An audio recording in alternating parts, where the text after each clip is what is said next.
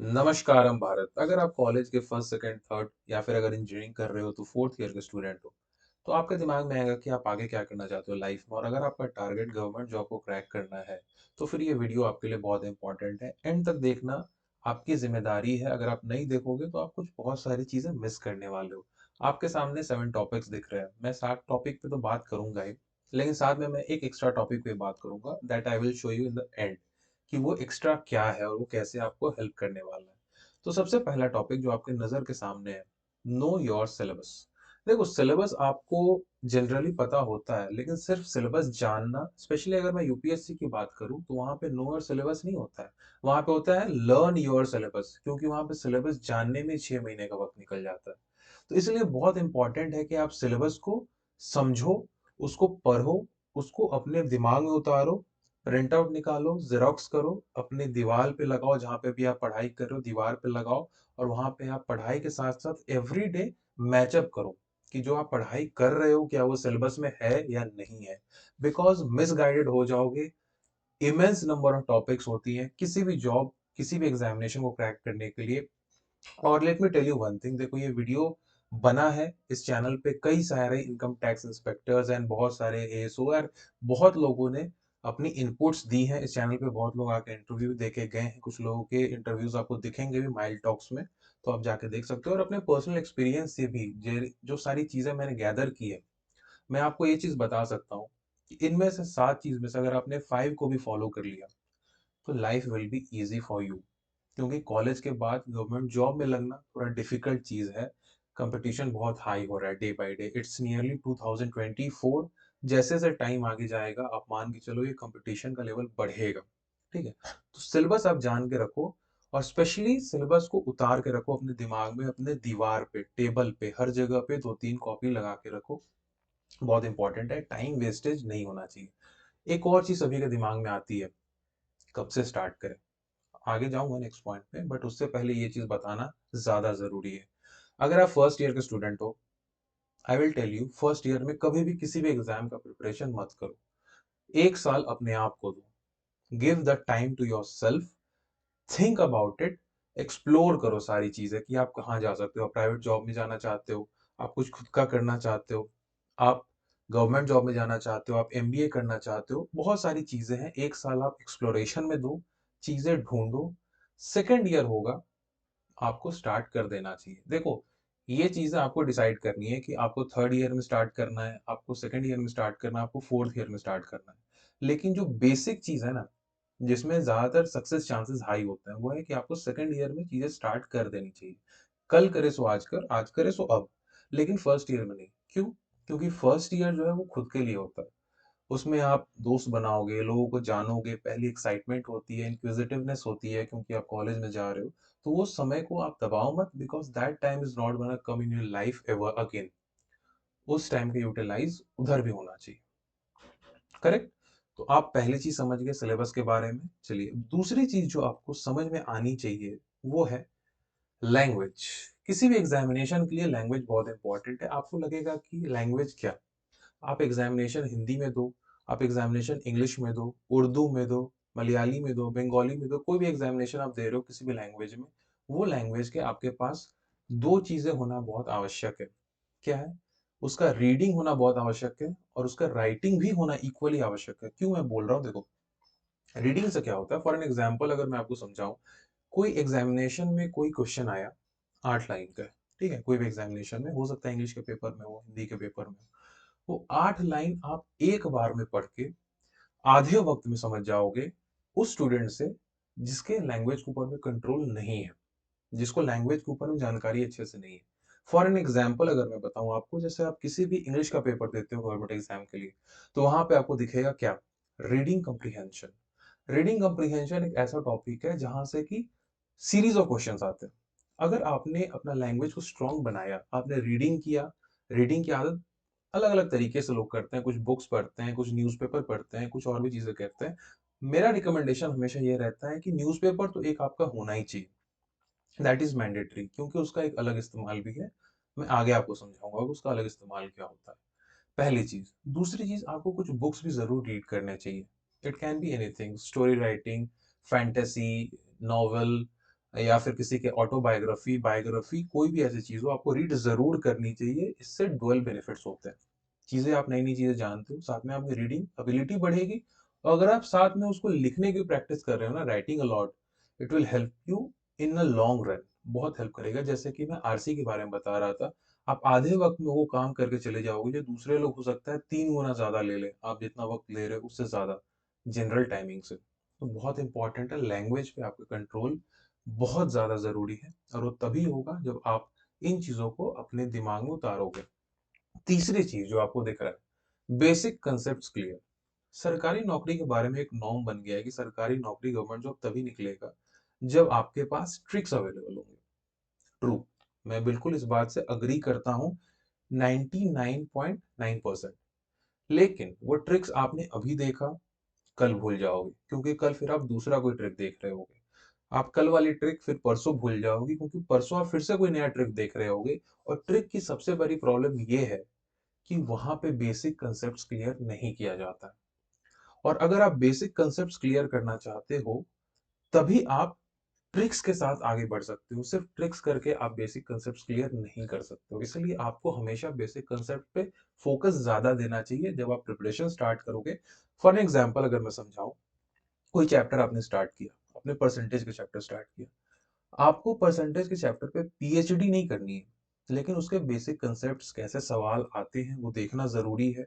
और साथ ही में बेसिक से समझना जरूरी है कि जो ट्रिक्स बताए जा रहे हैं वो आप किस तरीके से समझोगे बेसिक से। इनिशियली आपको चीजें वैसे देखनी पड़ेंगी, आगे चल के जब आप उसमें निपुण हो जाओगे तो आपको बेसिक कंसेप्ट्स के बारे में सोचने की जरूरत नहीं पड़ेगी। तो ये थर्ड कंसेप्ट बहुत इंपॉर्टेंट है और ये एग्जामिनेशन में आपको इन लॉन्ग रन बहुत हेल्पफुल रहता है क्योंकि आप भूलते नहीं हो ट्रिक्स। ये एक्चुअल में ट्रिक्स को याद करने के लिए बहुत इंपॉर्टेंट है कि बेसिक कंसेप्ट्स क्लियर होना जरूरी है। अगर फोर्थ की मैं बात करूं, क्वेश्चन बेस्ड स्टडी। देखो, क्वेश्चन बेस्ड स्टडी में आपको तीन चीजें दिख रही हैं, previous year questions, mock questions and W. ये कोई वेबसाइट का नाम नहीं है डब्ल्यू। मैं अभी एक्सप्लेन करूंगा ये है क्या। प्रीवियस ईयर क्वेश्चन की अगर मैं बात करूं, देखो कोई भी एग्जामिनेशन का एक पैटर्न होता है और वो पैटर्न जनरली 4-5 साल में चेंज होते रहता है। लेकिन 4-5 साल वैसे ही क्वेश्चन देखने को मिलते हैं किसी भी एग्जामिनेशन में जैसे कि जनरली पूछे जा रहे हैं। और जब भी पैटर्न चेंज होगा आपको नया तरीके का क्वेश्चन दिखना स्टार्ट हो जाएगा। तो अगर आप किसी भी परीक्षा की तैयारी करते हो, आपने कोई पेपर चूज किया, अगर मैं फॉर एग्जांपल बोलूं आपने एसएससी का पेपर चूज किया, एसएससी में अगर मैं एक प्रॉपर पर्टिकुलर एग्जाम का नाम लूं, तो मान लो आपने सीएचएसएल को चूज किया जो 12th बेस एग्जामिनेशन होता है। उसमें आप क्या कर सकते हो कि आप उसके प्रीवियस ईयर क्वेश्चन 3-4 साल को उठा के देखना स्टार्ट करते हो। कैसे? आपने एक टॉपिक उठाया, आपने पहले बेसिक कंसेप्ट उसका क्लियर किया, कुछ ट्रिक्स भी देखे साथ में, फिर आप क्वेश्चन बेस्ड स्टडी प्रैक्टिस पे आते हो। आपने प्रीवियस ईयर क्वेश्चंस को देखा, प्रीवियस ईयर क्वेश्चंस को आपने सॉल्व किया, आपको कॉन्फिडेंस आया, आपको समझ में आया कि हाँ ऐसे सवाल पूछे जा रहे हैं, एग्जामिनेशन में ऐसे सवाल आएंगे तो मैं इजीली बना लूंगा क्योंकि मेरे पास कंसेप्ट भी क्लियर है, ट्रिक्स भी अवेलेबल है, प्रीवियस ईयर क्वेश्चन पीवाईक्यूज भी मैंने लगा लिए। लेकिन चीजें यहाँ खत्म नहीं होती। अगला स्टेप क्या है? अगला स्टेप है मॉक। मॉक क्या होता है? मॉक होता है कि जैसे प्रीवियस ईयर क्वेश्चंस आ रहे हैं उसके बेसिस पे कुछ सवाल तैयार किए जाते हैं नए टाइप के। फॉर एन एग्जांपल अगर 100 क्वेश्चन है उसमें, तो उसमें 20 नए क्वेश्चंस होंगे, नए टाइप के क्वेश्चंस होंगे जिसके आने के चांसेस थोड़े हाई होते हैं। और ये काम एक्सपर्ट्स का होता है, ऑब्वियस सी बात है। टीचर्स का, हमारे जैसे टीचर्स का काम होता है या और भी जो भी टीचर्स हैं उनका काम होता है, स्टडी करते हैं, इन चीजों को बताते हैं। क्लियर? तो मॉक्स भी इक्वल इंपॉर्टेंट है। अब आता है डब्ल्यू। देखो डब्ल्यू का मतलब होता है what, when, why. What, when, why का मतलब क्या है? अगर आपने कोई पैराग्राफ की रीडिंग की, आपको हमेशा उसमें व्हाट, व्हेन, व्हाई लगाना है। आपको इसमें समझना है कि ये है क्या, व्हाट लगाओ। व्हेन, अगर ये चीज मैं पढ़ रहा हूँ, फॉर एग्जाम्पल मैं बैटल ऑफ पानीपत पढ़ रहा हूँ, तो ये व्हेन है, कब हुआ है। ठीक है? और फिर आप उसमें व्हाई लगाओ कि ये क्यों हुआ, इससे क्या फर्क पड़ा। वाई हुआ, अगर बैटल पानीपत पढ़ा आपने, वाई मतलब ये क्यों हुआ, इससे फर्क क्या पड़ा। लोधी गए और हुमायूं का, सॉरी, बाबर आए यानी कि मुगल एम्पायर स्टार्ट होती है। ये वाई है, व्हाट है, व्हेन है। आपको ऐसे जनरली ये आपको हेल्प आउट करेगा कहाँ पे, जहाँ पे कि आप इंग्लिश में आप पढ़ोगे तो हेल्प आउट करेगा आपको ये। सेकेंडली आपको हेल्प आउट करेगा जनरल अवेयरनेस के पेपर्स में। तो इसलिए आपको डब्ल्यू लगाना इक्वली इंपॉर्टेंट है किसी भी एग्जाम की तैयारी के लिए। ठीक है? ये सब बेसिक चीजें आपको हमेशा बना के रखनी चाहिए। पांचवा चीज करंट अफेयर्स। देखो करंट अफेयर्स अभी हर एग्जामिनेशन पूछा जाने लगा है, एग्जामिनेशन कोई भी हो, ठीक है, करंट अफेयर्स अब कांस्टेंट हो गया। करंट अफेयर्स का मतलब क्या होता है कि अगर आप मान लो अभी फर्स्ट ईयर में हो, ठीक है, या सेकंड ईयर में हो, आप तैयारी करने वाले हो गवर्नमेंट एग्जाम की, इसका मतलब ये नहीं कि आपने अभी से पढ़ना स्टार्ट कर दिया करंट अफेयर्स। आप एग्जाम देने वाले हो 4 साल बाद, ठीक है, 4 साल बाद एग्जामिनेशन में अभी के करंट अफेयर्स आने के चांसेस ना के बराबर है, लेकिन फिर भी आएंगे। मैं भी नेक्स्ट में बताऊंगा क्यों आएंगे। अब देखो लास्ट 12 मंथ्स का आपने करंट अफेयर्स पढ़ना है जब एग्जामिनेशन होने वाली है उससे पिछले 12 महीने का। तो आप सेकंड ईयर में पढ़ के क्या करोगे, आप एग्जामिनेशन देने वाले हो ग्रेजुएशन के बाद। इसलिए इंपॉर्टेंट है कि आप वहां से पॉइंट्स बनाते जाओ। वो पॉइंट्स क्या है, जो इंपॉर्टेंट इंपॉर्टेंट टॉपिक्स है, और वो कहाँ से आता है, वो आता है न्यूज़पेपर रीडिंग से, जो कि मैंने स्टार्टिंग में आपको बताया था लैंग्वेज वाले टॉपिक में कि रीडिंग अलॉट न्यूज़पेपर क्यों इंपॉर्टेंट है। वहां से आपको इंपॉर्टेंट टॉपिक्स नजर आएंगे। वो इंपॉर्टेंट टॉपिक्स आपको हेल्प आउट करेंगे। जब मैंने लास्ट 10 ईयर्स की बात करी है ना सेकंड पॉइंट में, लास्ट 10 ईयर्स मतलब क्या होता है कि अभी रिसेंट टाइम्स में ऐसा देखा गया है। पहले क्या था कि आप एग्जामिनेशन के 6 महीना पहले या 12 महीने पहले के करंट अफेयर्स कर लो, चीजें हो जाती थी। अब ऐसा नहीं है। अब ऐसा इसलिए नहीं है क्योंकि इसके पीछे ना एक एजेंसी टाइप की बन गई थी कि हाँ 6 महीने के पीडीएफ बनने स्टार्ट हो गए थे, पीडीएफ रटना स्टार्ट हो गया था। एक्चुअल में गवर्नमेंट को ऐसे एम्प्लॉयज नहीं मिल पा रहे थे जो उन्हें चाहिए थे, जिनके पास नॉलेज हो। क्लियर, वहां पे उन्हें रट्टू तोते मिल रहे थे। तो उन्होंने क्या किया, उन्होंने अब चेंज कर दिया। अब चेंज करके वो क्या कर रहे हैं कि लास्ट 10 ईयर्स के 15 ईयर्स के इंपॉर्टेंट पॉइंट्स भी उठा के, जैसे for an example we are in 2023, लेकिन अभी भी पेपर्स में आप देखोगे तो सेंसस 2011 के क्वेश्चन देखने को मिलता है, जो कि 10 साल से पहले के। तो इसका मतलब ये है कि जो भी इंपॉर्टेंट पॉइंट्स है, इंटरनेशनल योगा डे 2015 में स्टार्ट हुआ, उसके क्वेश्चन देखने को मिलता है। इसका मतलब है कि जो भी इंपॉर्टेंट इवेंट्स हो रहे हैं उसके बारे में आपको जानकारी अभी से रखनी है, पॉइंट्स बनाना है, डायरी तैयार करना है, लिखते जाओ। आपने न्यूज़पेपर पढ़ा, 4 इंपॉर्टेंट टॉपिक्स आपको आज दिखे, आपने एक डायरी निकाला है, डेट लिखा है, लिख दिया, ठीक है। सबको याद रखने की जरूरत नहीं है, लेकिन कंटिन्यूअस रीडिंग से बेनिफिट होता है कि आपके दिमाग में इसकी फोटोकॉपी बन जाएगी, and you need not to do anything extra for that. Last 10 years के लिए आप कोई अच्छे से कहीं से भी कोई बुकलेट वगैरह उठा लो, कोई जो भी होते हैं ना आपके प्रतियोगिता दर्पण टाइप के, कोई अगर मैगजीन से उठा लो, वहां से आपको बेनिफिट ये होगा कि आपको इंपॉर्टेंट पॉइंट्स मिल जाते हैं। That is very important. तो करंट अफेयर्स मोर और लेस बहुत जरूरी है आज के डेट में किसी भी एग्जामिनेशन के लिए, उसकी तैयारी भी ऐसी ही होनी चाहिए, स्पेशली अगर आप कॉलेज में हो तो। और ये वीडियो बेसिकली ज्यादातर कॉलेज के स्टूडेंट्स के लिए है, लेकिन अगर आप मान लो पास आउट रिसेंटली हुए हो तो आप इसमें से कुछ चीजें तो जरूर ले सकते हो, ठीक है, कुछ चीजें तो इसमें से आप ऑब्वियसली ले सकते हो, which will help you lot. Dozens of sample papers. देखो बहुत सारी कंपनीज है, एजुकेशनल कंपनीज है, जो सैंपल पेपर्स तैयार करती है, विच इज नथिंग बट मॉक्स, ठीक है। अभी मैंने ऊपर में आपको बताया था मॉक्स के बारे में। वो मॉक्स क्या था, वो मॉक्स था आपका नए टाइप के क्वेश्चंस के लिए चैप्टर वाइज मॉक्स थे। अब यहाँ पे जो डजन ऑफ सैंपल पेपर्स और मॉक्स की बात हो रही है, ये मॉक्स आपके पूरे एग्जामिनेशन के मॉक्स है। आप बैठोगे, 2 घंटे का एग्जाम होगा, 1 घंटे का एग्जाम होगा, 1.5 घंटे का एग्जाम होगा, जितने घंटे घंटे का भी एग्जाम होगा उसे फर्क नहीं पड़ता है। आप उतने देर बैठ के प्रॉपर एग्जामिनेशन के एनवायरमेंट में एग्जाम दोगे, and dozens of sample paper solve करोगे, मॉक सॉल्व करोगे, 100 200 सैंपल पेपर्स आप दोगे। लेकिन आप कॉलेज में ये काम ज्यादा नहीं करोगे, इसलिए मैंने लिखा डजन्स। फॉर एन एग्जाम्पल अगर मैं बोलूं तो डजन्स का मतलब हो गया कि आप 2 महीने में 4 मॉक्स लिखोगे। क्लियर।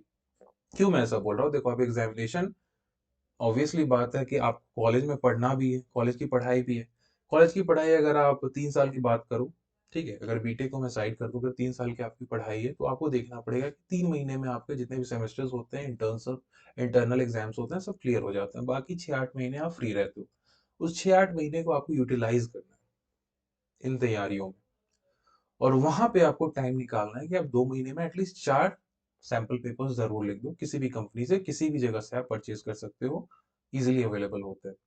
वो 4 मॉक पेपर्स आपको अभी से आदत डालने पड़ेंगे, यानी कि मंथली 2, एटलीस्ट 15 डेज पे एक, फोर्टनाइट पे आपको एक लिखना है, ठीक है। तो ये बहुत इंपॉर्टेंट है आपको अभी से इस चीज की आदत लगाना, क्योंकि अगर आप 3 साल के एग्जामिनेशन में हो, पेपर में हो, तो ये चीज़ आपका होगा। अगर आप 4 साल, फॉर एग्जाम्पल मैं बोलूँ आप बीटेक कर रहे हो, तो बीटेक में थोड़ा-सा हल्का-सा प्रेशर ज़्यादा होता है क्योंकि 3rd ईयर, 4th ईयर आते-आते जॉब का प्रेशर भी आने लगता है, करेक्ट? जैसे ही आपको जॉब का प्रेशर मिलेगा, अपने आप से सवाल पूछो कि आप करना क्या चाहते हो? अगर आप गवर्नमेंट जॉब में जाना चाहते हो, लेकिन इसका मतलब ये नहीं कि आप जॉब छोड़ दोगे कॉलेज की। कॉलेज की जॉब लेना बहुत इंपॉर्टेंट है। गवर्नमेंट जॉब का भरोसा नहीं होता है। ये बात मैं अभी भी बोल रहा हूँ। मिलेगा, समय लगेगा, फ्रस्ट्रेशन होगा, वो फ्रस्ट्रेशन कमेगा कैसे? जब आप एक जॉब में चले जाओगे और जब आप जॉब ले लोगे ना, तो आप इतना फ्रीली एग्जामिनेशन दोगे क्योंकि ऑलरेडी आप 3-4 साल इतने अच्छे प्रिपरेशन कर चुके हो कि हो सकता है कि आपके जॉइनिंग से पहले आपको जॉब लग जाए। तो ये बहुत इंपॉर्टेंट है। सैंपल पेपर्स का इंपॉर्टेंस यहाँ पे आपको देखने को मिलेगा। तो ये चीज़ें फॉलो करना बहुत ज़्यादा ज़रूरी है for specially those aspirants who are in college right now. 3rd 4th year वालों के लिए थोड़ा ज़्यादा ज़रूरी है। 2nd ईयर वाले थोड़ा सा रिलैक्स होकर चीज़ें कर सकते हैं। क्वालिफायर्स बेस्ड स्टडी, देखो क्वालिफायर्स बेस्ड स्टडी का मतलब क्या होता है? बहुत सारे सोर्सेज अवेलेबल है, either it be on YouTube, ठीक है, मेरे प्लेटफॉर्म पे भी अवेलेबल है, या और किसी भी चैनल पे आप चले जाओ, आपको एक चीज दिखेगा, सब अपनी सक्सेस स्टोरीज बता रहे हैं कि उन्होंने कैसे क्वालिफाई किया, क्या किया, नहीं किया, बहुत सारी चीजें दिखेंगी। बट आपको वहां पे एक चीज ढूंढना है। वो क्या ढूंढना है? आप जितने वीडियोस देखोगे ना, जितने आप न्यूज़पेपर्स के कटआउट्स पढ़ोगे, जितने आप इंटरव्यूज पढ़ोगे, आपको वहां निकालना है कि सब में कॉमन मिस्टेक्स क्या है। कि अगर कोई बता रहा है कि मेरा फर्स्ट टाइम सिलेक्शन इसलिए नहीं हुआ, सेकंड टाइम में मेरा सिलेक्शन इसलिए नहीं हुआ, तो आपको चेकआउट करने हैं कि मल्टीपल वीडियोस में, मल्टीपल इंटरव्यूज में कितने ऐसे पॉइंट्स हैं जो कॉमन है सभी के बीच में, और आपको उन कॉमन पॉइंट्स को अवॉइड करना है। That's it. आपको किसी का भी 100% प्रिपरेशन स्ट्रेटजी लेके तैयारी नहीं करनी है। सब इंसान अलग हैं, सबके प्रिपरेशन के तरीके अलग हैं, सब इंसान की सोच अलग होती है, कैपेबिलिटी अलग होती है। कोई 2 घंटे पढ़ के टॉप कर जाता है, कोई 10 घंटे पढ़ के भी लास्ट आता है कि नहीं? सभी ने स्कूल में देखा है। स्कूल में बहुत लोगों ने देखा है कि लास्ट बेंचेस टॉप कर जाते हैं कभी-कभी, क्योंकि वो shrewd होते हैं, उनका दिमाग बहुत तेज होता है। तो वो सिर्फ रटने के पीछे नहीं जाते हैं। तो आपको ऐसा बनना है कि क्वालिफायर से चीजें सीखनी है, बहुत जरूरी है, लेकिन उनके मिस्टेक्स पॉइंट ज्यादा सीखने हैं रादर देन कि उन्होंने क्या करके क्वालिफाई किया। क्योंकि प्रोसेस यही है जो आपको दिख रहा है, मैक्सिमम चीजें आपको यही दिखेंगी, लेकिन मिस्टेक पॉइंट्स आपको वो थोड़ा अच्छे से बता सकते हैं, वो मिस्टेक्स करके आए होते हैं। क्लियर? तो ये चीज आप जरूर ध्यान देना कि मिस्टेक्स पॉइंट को हमेशा नोट डाउन किया करो। Quality over quantity, this is the extra part which I told you earlier, कि ये मैं बताऊंगा कि ये लास्ट पार्ट जो है वो एक्स्ट्रा है। कैसे? समझाता हूँ अभी आपको। Quality over quantity with trust, इसका क्या मतलब है? देखो आप कॉलेज में हो अभी, हो सकता है फाइनल ईयर में हो, 3rd ईयर में हो, किसी भी ईयर में हो सकता है। आप अगर बीएससी कर रहे हो, बीए कर रहे हो, तो आप 3 साल की पढ़ाई है, 3rd ईयर में आपका फाइनल ईयर हो जाता है। क्वालिटी को हमेशा आपको ज्यादा ध्यान देना है rather than quantity. For an example अगर मैं बताऊं आपको, अगर कोई ऐसा प्लेटफॉर्म दिखता है जहां पे कि मुझे क्वांटिटी दी जा रही है, दी जा रही है, दी जा रही है, दी जा रही है, लेकिन वहां क्वांटिटी मिल रही है, क्वालिटी के ऊपर कोई भी फिल्टर नहीं है। क्लियर? फिल्टर नहीं है। तो आपको ध्यान रखना चाहिए कि आप ट्रस्ट बनाओ। ऐसे फॉर एन एग्जांपल मैं अगर आपको समझाऊं कि ऐसे बहुत सारे आपको चैनल दिखेंगे जिनके सब्सक्राइबर्स बहुत हाई होते हैं, बहुत ज्यादा हाई है। कैसे हुए, नहीं हुए, इसके पीछे अलग अलग रीजंस होते हैं। फॉर एग्जाम्पल अगर मैं बताऊं तो आप आज से 5 साल पहले चले जाओ, एक चैनल बनाना बहुत आसान था क्योंकि इंडिया में जियो आया था रिसेंटली, चैनल आए, सब्सक्राइबर्स मिलते थे। बट अभी क्या है कि अभी चैनल में सब्सक्राइबर्स बढ़ना डिफिकल्ट है बिकॉज कंपटीशन इज हाई। लेकिन आपको क्वालिटी के ऊपर फोकस करना चाहिए कि अगर कोई चैनल आपको क्वालिटी प्रोवाइड करता है, उसके साथ आप जाओ, उसको देखो, उसको समझो वो क्या बता रहा है। Quantity doesn't doesn't matter every time. जरूरी नहीं है कि जिनके पास क्वांटिटी होगा वो हमेशा अच्छी चीज देंगे। ट्रस्ट बहुत इंपॉर्टेंट है कि अगर आप किसी से कुछ सीखना चाह रहे हो तो वो आपको कितना ट्रस्ट वर्दी लग रहा है, ठीक है, वो चीजें सही प्रोवाइड करवा रहा है, नहीं प्रोवाइड किया जा रहा है, क्या गड़बड़ी है। क्योंकि मार्केट में बहुत सारी चीजें अवेलेबल हैं जो ट्रस्ट नहीं भी होती है समटाइम्स। अगर आप मैं बोलूँ, एक टीचर आपको हो सकता है दिन में 10 क्वेश्चन करा रहा है, ठीक है, किसी एक टॉपिक का, प्रॉफिट एंड लॉस का या रीजनिंग के, एनालॉजी का, 10 क्वेश्चन करा रहा है किसी एक टॉपिक का।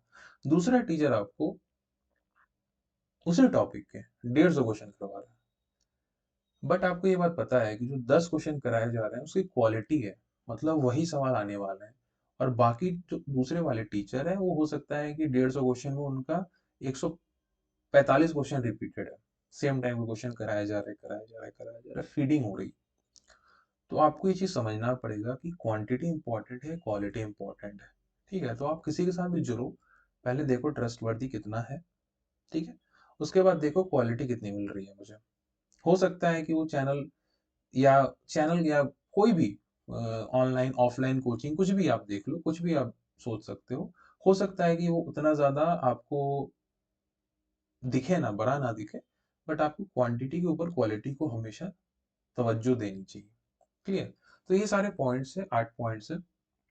इसमें से काफी सारे पॉइंट्स ऐसे हैं जो काफी सारे income tax inspector, tax assistant, auditor and बहुत सारे लोगों से मिलजुल के बात करके बनाई गई है। और मोस्टली जो कॉमन चीजें निकल के आई हैं वो यही है, स्पेशली उनके लिए जो कॉलेज में है अभी। आप दिल छोटा मत करो, अगर आपका कॉलेज कंप्लीट हो चुका है, आपके लिए भी एक अलग से वीडियो मैं लेके आ जाऊंगा, आप कमेंट कर देना, गम में बताना अगर आपको कोई ऐसी चीजें लग रही हैं तो। ठीक है, चलिए अगले वीडियो में मुलाकात होगी, तब तक के लिए बाय बाय, जय हिंद।